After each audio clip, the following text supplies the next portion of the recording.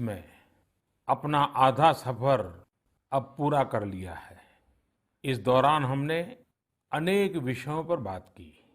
स्वाभाविक है कि जो वैश्विक महामारी आई, मानव जाति पर जो संकट आया, उस पर हमारी बातचीत कुछ ज्यादा ही रही।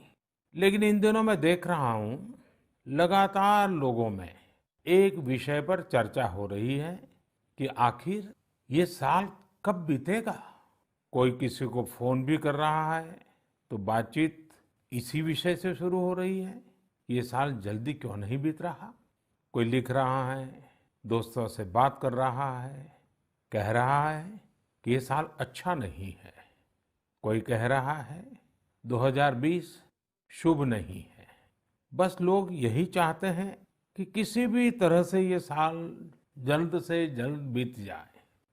साथियों, कभी कभी मैं सोचता हूं कि ऐसा क्यों हो रहा है। हो सकता है ऐसी बातचीत के कुछ कारण भी हो। 6-7 महीना पहले ये हम कहाँ जानते थे कि कोरोना जैसा संकट आएगा और इसके खिलाफ ये लड़ाई इतनी लंबी चलेगी। ये संकट तो बना ही हुआ है, ऊपर से देश में नीत नई चुनौतियां सामने आती जा रही हैं। अभी कुछ दिन पहले देश के पूर्वी छोर पर साइक्लोन अम्फान आया, तो पश्चिमी छोर पर साइक्लोन निसर्ग आया। कितने ही राज्यों में हमारे किसान भाई बहन टिड्डी दल के हमले से परेशान है, और कुछ नहीं तो देश के कई हिस्सों में छोटे छोटे भूकंप रुकने का ही नाम नहीं ले रहे हैं। और इन सब के बीच हमारे कुछ पड़ोसियों द्वारा जो हो रहा है, देश उन चुनौतियों से भी निपट रहा है। वाकई एक साथ इतनी आपदाएं, इस स्तर की आपदाएं बहुत कम ही देखने सुनने को मिलती है। हालात तो ये हो गई हैं कि कोई छोटी छोटी घटना भी हो रही है तो लोग उन्हें भी इन चुनौतियों के साथ जोड़ करके देख रहे हैं। साथियों, मुश्किलें आती है, संकट आते हैं, लेकिन सवाल यही है कि क्या इन आपदाओं की वजह से हमें साल 2020 को खराब मान लेना चाहिए?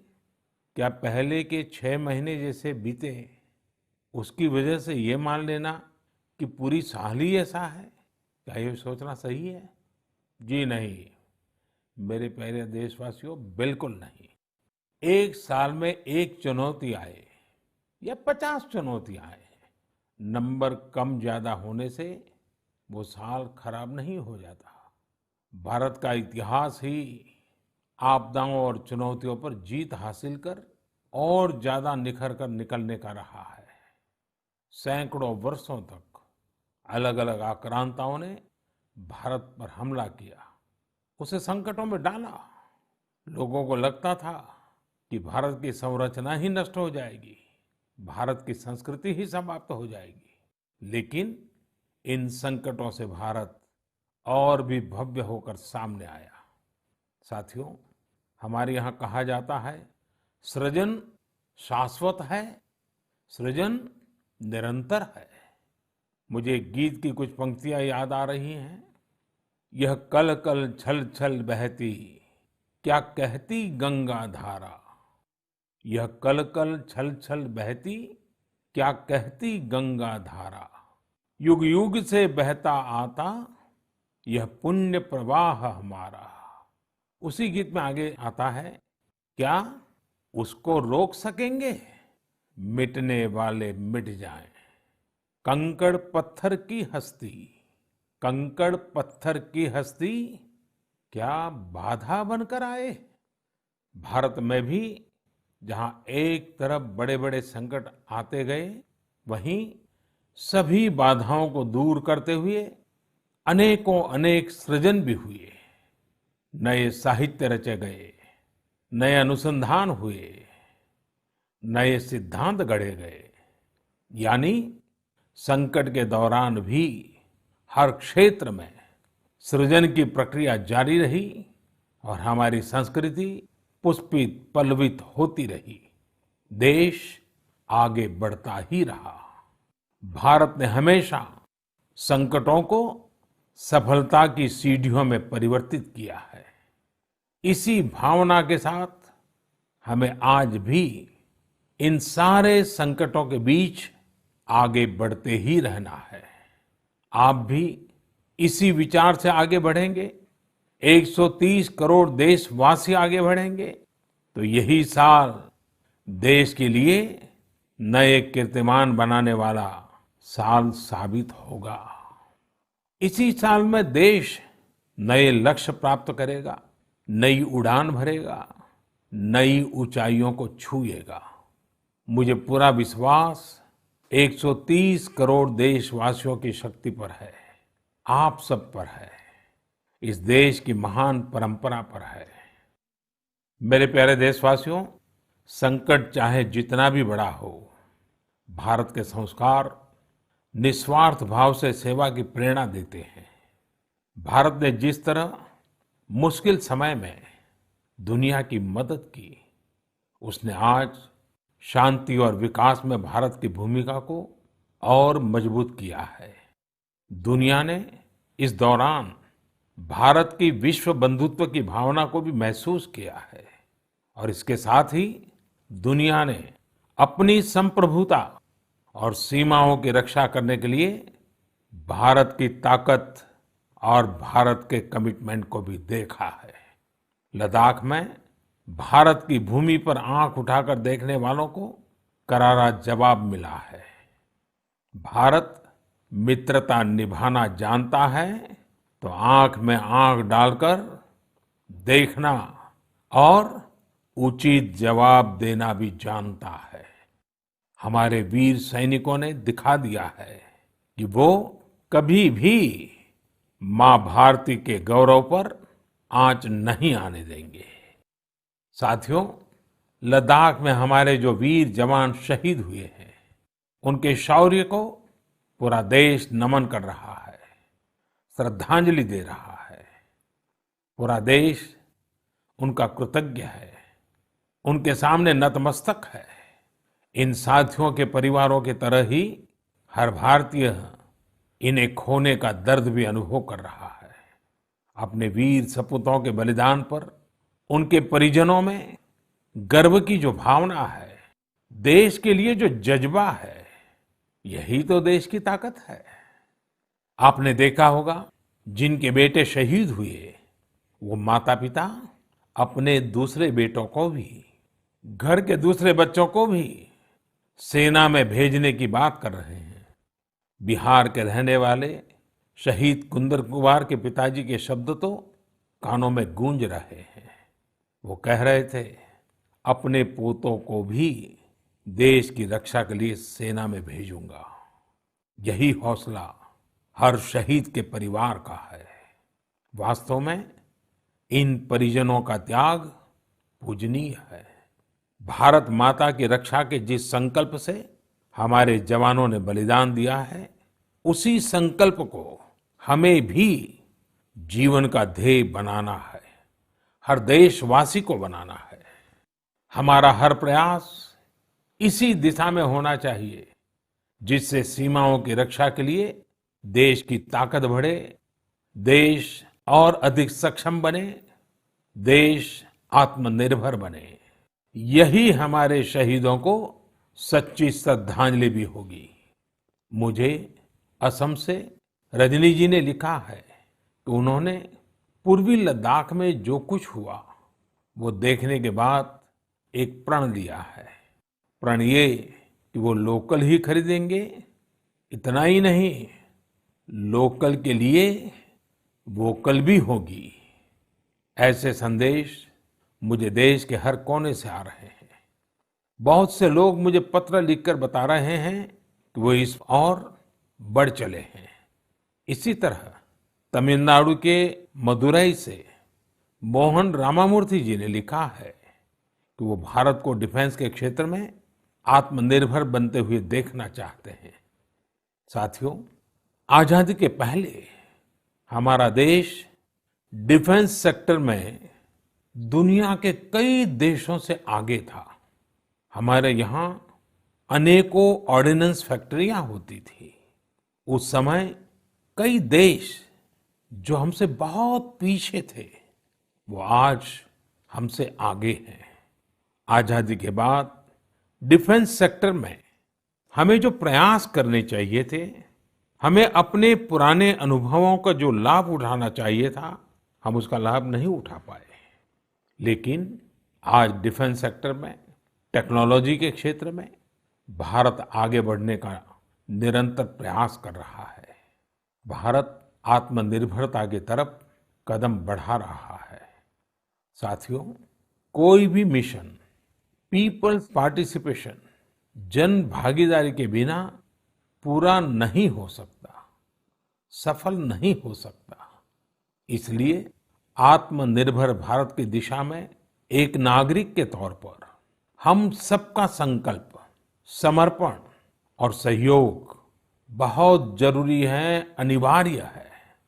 आप लोकल खरीदेंगे, लोकल के लिए वोकल होंगे, तो समझिए आप देश को मजबूत करने में अपनी भूमिका निभा रहे हैं।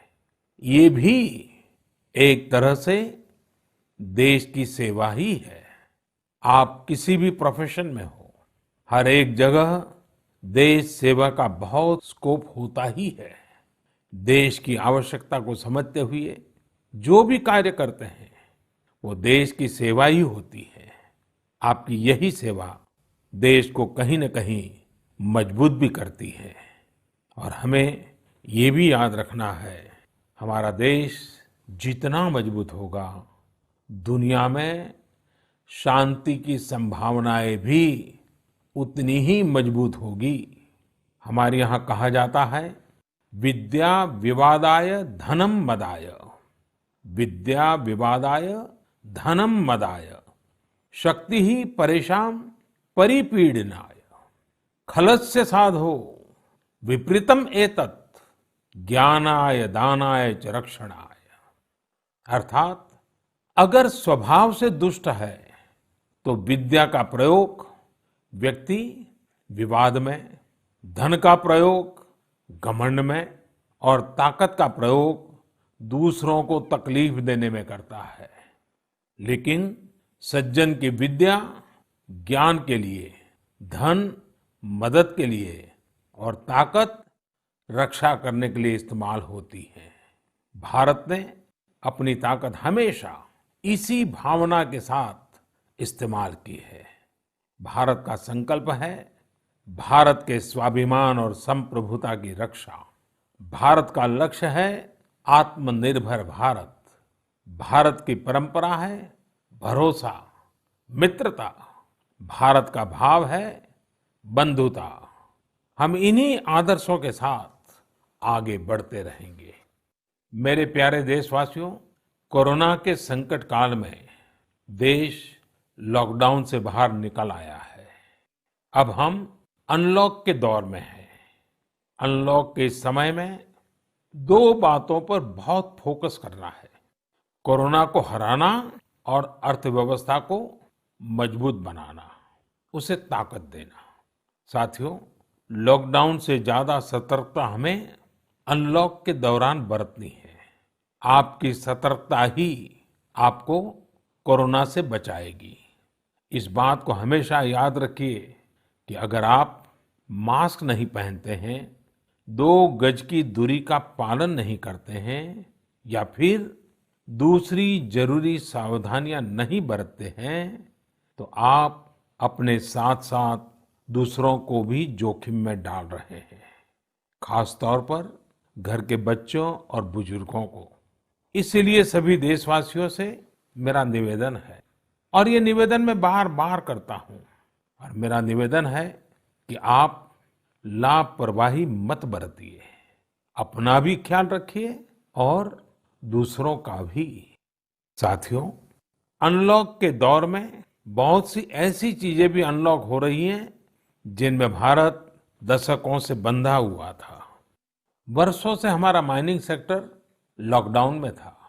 कॉमर्शियल ऑक्शन को मंजूरी देने के एक निर्णय ने स्थिति को पूरी तरह से बदल दिया है।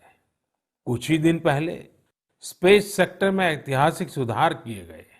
उन सुधारों के जरिए वर्षों से लॉकडाउन में जकड़े इस सेक्टर को आजादी मिली। इससे आत्मनिर्भर भारत के अभियान को न केवल गति मिलेगी, बल्कि देश टेक्नोलॉजी में भी एडवांस बनेगा। अपने कृषि क्षेत्र को देखें तो इस सेक्टर में भी बहुत सारी चीजें दशकों से लॉकडाउन में फंसी थी। इस सेक्टर को भी अब अनलॉक कर दिया गया है। इससे जहां एक तरफ किसानों को अपनी फसल कहीं पर भी किसी को भी बेचने की आजादी मिली है, वहीं दूसरी तरफ उन्हें अधिक ऋण मिलना भी सुनिश्चित हुआ है। ऐसे अनेक क्षेत्र हैं जहां हमारा देश इन सब संकटों के बीच ऐतिहासिक निर्णय लेकर विकास के नए रास्ते खोल रहा है। मेरे प्यारे देशवासियों, हर महीने हम ऐसी खबरें पढ़ते और देखते हैं जो हमें भावुक कर देती हैं। यह हमें इस बात का स्मरण कराती है कि कैसे हर भारतीय एक दूसरे की मदद के लिए तत्पर है। वह जो कुछ भी कर सकता है उसे करने में जुटा है।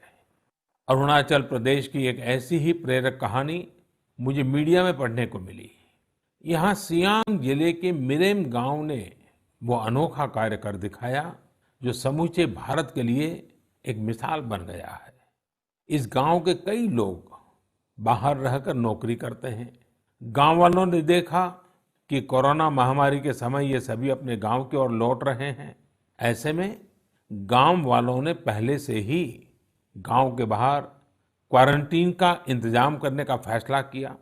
उन्होंने आपस में मिलकर गांव से कुछ ही दूरी पर 14 अस्थायी झोपड़ियां बना दी और ये तय किया कि जब गांव वाले लौटकर आएंगे तो उन्हें इन्हीं झोपड़ियों में कुछ दिन क्वारंटीन में रखा जाएगा।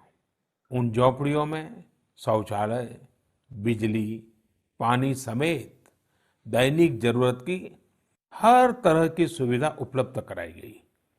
जाहिर है, मिरेम गांव के लोगों के इस सामूहिक प्रयास और जागरूकता ने सबका ध्यान अपनी ओर आकर्षित कर लिया।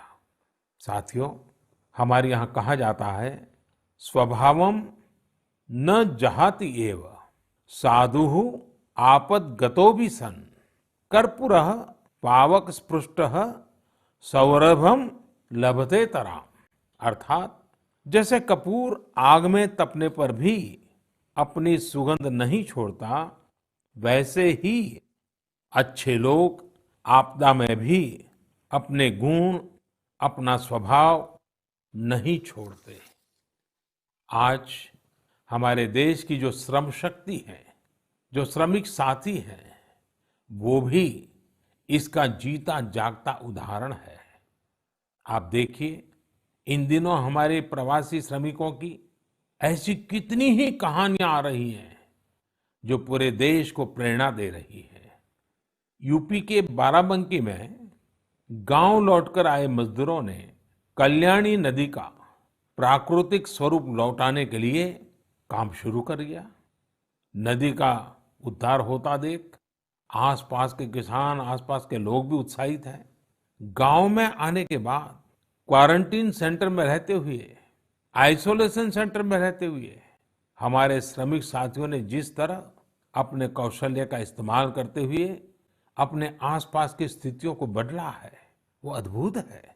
लेकिन साथियों, ऐसे कितने ही किस्से, कहानियां देश के लाखों गांवों के हैं जो हम तक नहीं पहुंच पाए हैं।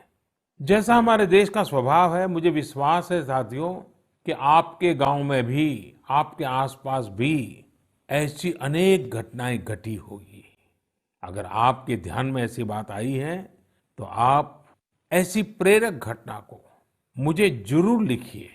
संकट के इस समय में ये सकारात्मक घटनाएं, ये कहानियां औरों को भी प्रेरणा देगी। मेरे प्यारे देशवासियों, कोरोना वायरस ने निश्चित रूप से हमारे जीवन जीने के तरीकों में बदलाव ला दिया है। मैं लंदन से प्रकाशित फाइनेंशियल टाइम्स में एक बहुत ही दिलचस्प लेख पढ़ रहा था। इसमें लिखा था कि कोरोना काल के दौरान अदरक, हल्दी समेत दूसरे मसालों की मांग एशिया के अलावा अमेरिका तक में भी बढ़ गई है। पूरी दुनिया का ध्यान इस समय अपनी इम्यूनिटी बढ़ाने पर है और इम्यूनिटी बढ़ाने वाली इन चीजों का संबंध हमारे देश से है।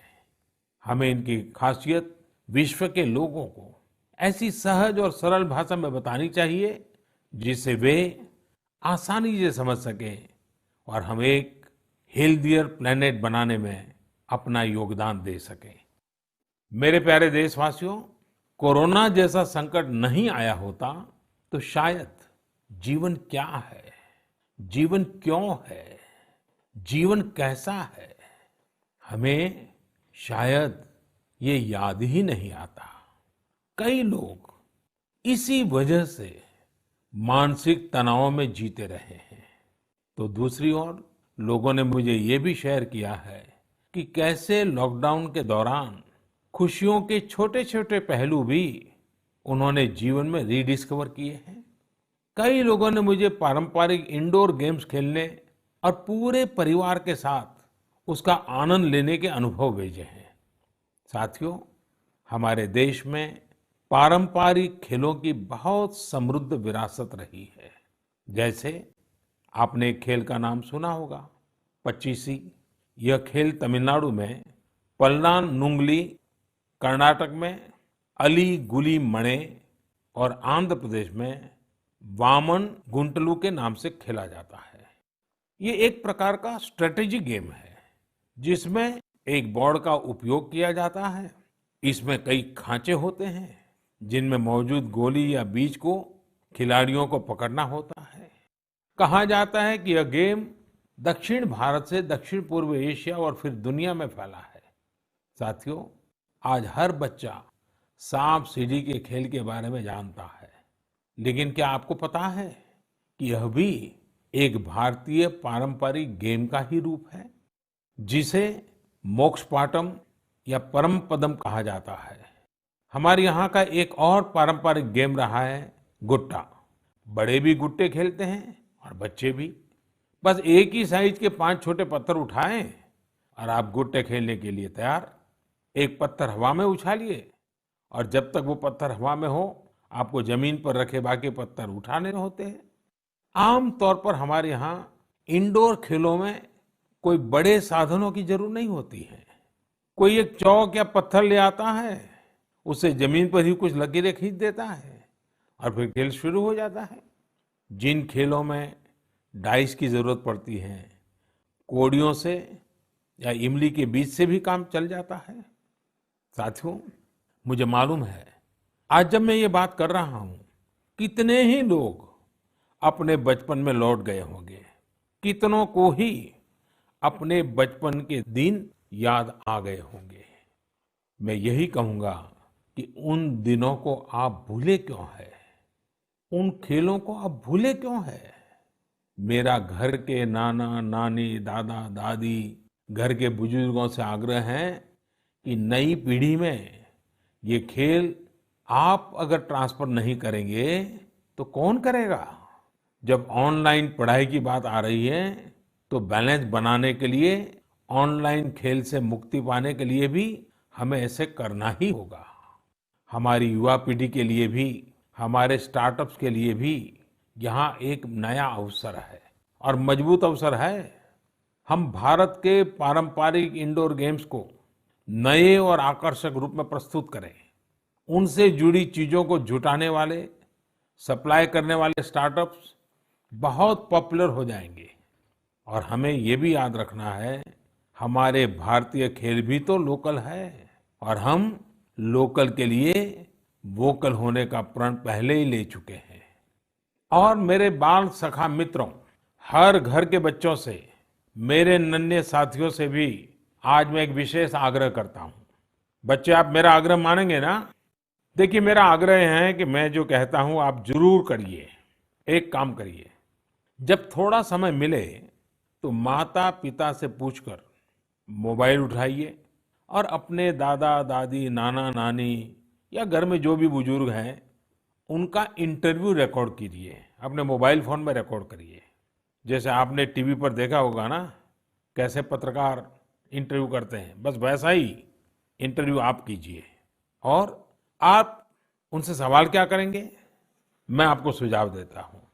आप उनसे जरूर पूछिए कि वो बचपन में उनका रहन-सहन कैसा था, वो कौन से खेल खेलते थे, कभी नाटक देखने जाते थे, सिनेमा देखने जाते थे, कभी छुट्टियों में मामा के घर जाते थे, कभी खेत खलिहान में जाते थे, त्योहार कैसे मनाते थे। बहुत सी बातें आप उनको पूछ सकते हैं। उनको भी 40-50 साल, 60 साल पुरानी अपनी जिंदगी में जाना बहुत आनंद देगा। और आपके लिए 40-50 साल पहले का हिंदुस्तान कैसा था, आप जहां रहते हैं वो इलाका कैसा था, वहां परिसर कैसा था, लोगों के तौर तरीके क्या थे, सब चीजें बहुत आसानी से आपको सीखने को मिलेगी, जानने को मिलेगी।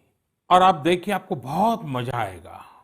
और परिवार के लिए एक बहुत ही अमूल्य खजाना, एक अच्छा वीडियो एल्बम भी बन जाएगा। साथियों, ये सत्य है कि आत्मकथा या जीवनी, ऑटोबायोग्राफी या बायोग्राफी, इतिहास की सच्चाई के निकट जाने के लिए बहुत ही उपयोगी माध्यम होती है।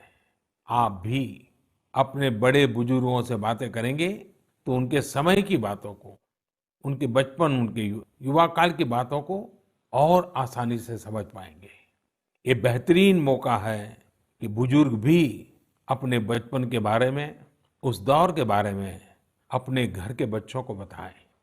साथियों, देश के एक बड़े हिस्से में अब मॉनसून पहुंच चुका है। इस बार बारिश को लेकर मौसम विज्ञानी भी बहुत उत्साहित हैं, बहुत उम्मीद जता रहा है। बारिश अच्छी होगी तो हमारे किसानों की फसलें अच्छी होगी, वातावरण भी हरा भरा होगा। बारिश के मौसम में प्रकृति भी जैसे खुद को रिजुवेनेट कर लेती है। मानव प्राकृतिक संसाधनों का जितना दोहन करता है, प्रकृति एक तरह से बारिश के समय उनकी भरपाई करती है, रिफिलिंग करती है। लेकिन ये रिफिलिंग तभी हो सकती है जब हम भी इसमें अपनी धरती माँ का साथ दें, अपना दायित्व निभाएं। हमारे द्वारा किया गया थोड़ा सा प्रयास प्रकृति को, पर्यावरण को बहुत मदद करता है। हमारे कई देशवासी तो इसमें बहुत बड़ा काम कर रहे हैं। कर्नाटक के मंडावली में एक 80-85 साल के बुजुर्ग हैं कामेगौड़ा जी। कामेगौड़ा जी एक साधारण किसान है, लेकिन उनका व्यक्तित्व बहुत असाधारण है। उन्होंने एक ऐसा काम किया है कि कोई भी आश्चर्य में पड़ जाएगा। 80-85 साल के कामेगौड़ा जी अपने जानवरों को चराते हैं, लेकिन साथ साथ उन्होंने अपने क्षेत्र में नए तालाब बनाने का भी बीड़ा उठाया हुआ है। वे अपने इलाके में पानी की समस्याओं को दूर करना चाहते हैं, इसलिए जल संरक्षण के काम में छोटे छोटे तालाब बनाने के काम में जुटे हैं। आप हैरान होंगे कि 80-85 वर्ष के कामेगौड़ा जी अब तक 16 तालाब खोद चुके हैं, अपनी मेहनत से, अपने परिश्रम से। हो सकता है कि जो तालाब उन्होंने बनाए वो बहुत बड़े न हो, लेकिन उनका ये प्रयास बहुत बड़ा है। आज पूरे इलाके को इन तालाबों से एक नया जीवन मिला है। साथियों, गुजरात के वडोदरा का भी एक उदाहरण बहुत प्रेरक है। यहाँ जिला प्रशासन और स्थानीय लोगों ने मिलकर एक दिलचस्प मुहिम चलाई। इस मुहिम की वजह से आज वडोदरा में 1000 स्कूलों में रेन वाटर हार्वेस्टिंग होने लगी है। एक अनुमान है कि इस वजह से हर साल औसतन करीब 10 करोड़ लीटर पानी बेकार बह जाने से बचाया जा रहा है। साथियों, इस बरसात में प्रकृति की रक्षा के लिए, पर्यावरण की रक्षा के लिए हमें भी कुछ इसी तरह सोचने की, कुछ करने की पहल करनी चाहिए। जैसे कई स्थानों पर गणेश चतुर्थी को लेकर तैयारियां शुरू होने जा रही होगी। क्या इस बार हम प्रयास कर सकते हैं कि इको फ्रेंडली गणेश जी की प्रतिमाएं बनाएंगे और उन्हीं का पूजन करेंगे? क्या हम ऐसी प्रतिमाओं के पूजन से बच सकते हैं जो नदी तालाबों में विसर्जित किए जाने के बाद जल के लिए, जल में रहने वाले जीव जंतुओं के लिए संकट बन जाती है। मुझे विश्वास है आप ऐसा जरूर करेंगे। और इन सब बातों के बीच हमें ये भी ध्यान रखना है कि मानसून के सीजन में कई बीमारियां भी आती हैं। कोरोना काल में हमें इनसे भी बचकर रहना है। आयुर्वेदिक औषधियां, काढ़ा, गर्म पानी, इन सब का इस्तेमाल करते रहिए, स्वस्थ रहिए। मेरे प्यारे देशवासियों, आज 28 जून को भारत अपने एक भूतपूर्व प्रधानमंत्री को श्रद्धांजलि दे रहा है, जिन्होंने एक नाजुक दौर में देश का नेतृत्व किया।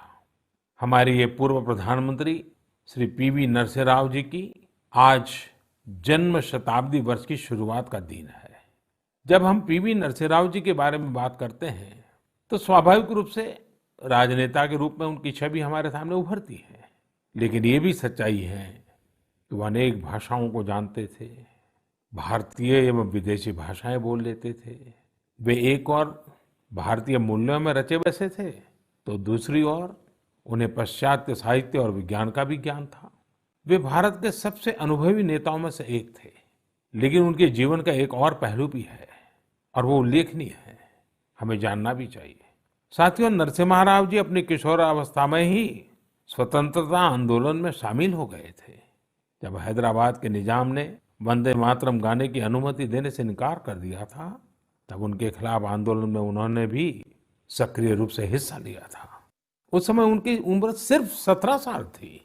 छोटी उम्र से ही श्रीमान नरसिम्हा राव अन्याय के खिलाफ आवाज उठाने में आगे थे।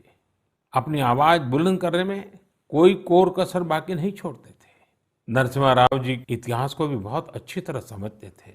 बहुत ही साधारण पृष्ठभूमि से उठकर उनका आगे बढ़ना, शिक्षा पर उनका जोर, सीखने की उनकी प्रवृत्ति और इन सब के साथ उनकी नेतृत्व क्षमता, सब कुछ स्मरणीय है। मेरा आग्रह है कि नरसिम्हा राव जी के जन्म शताब्दी वर्ष में हम सभी लोग उनके जीवन और विचारों के बारे में ज्यादा से ज्यादा जानने का प्रयास करें। मैं एक बार फिर उन्हें अपनी श्रद्धांजलि अर्पित करता हूं। मेरे प्यारे देशवासियों, इस बार मन की बात में कई विषयों पर बात हुई। अगली बार जब हम मिलेंगे तो कुछ और नए विषयों पर बात होगी। आप अपने संदेश, अपने इनोवेटिव आइडियाज मुझे जरूर भेजते रहिए। हम सब मिलकर आगे बढ़ेंगे और आने वाले दिन और भी सकारात्मक होंगे।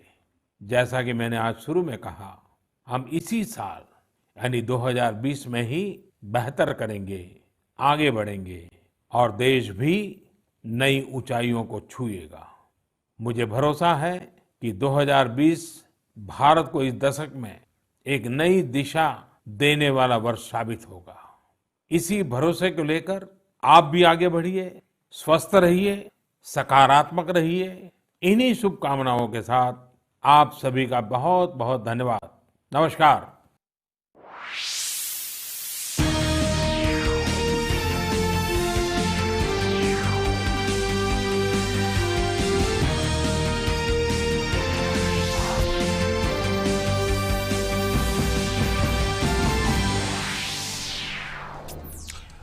नमस्कार। अभी आप देख रहे थे प्रधानमंत्री की मन की बात कार्यक्रम को, जिसमें प्रधानमंत्री ने लद्दाख में चीन का नाम लिए बिना जो चीन की कारगुजारियां हैं, साथ ही भारतीय सेना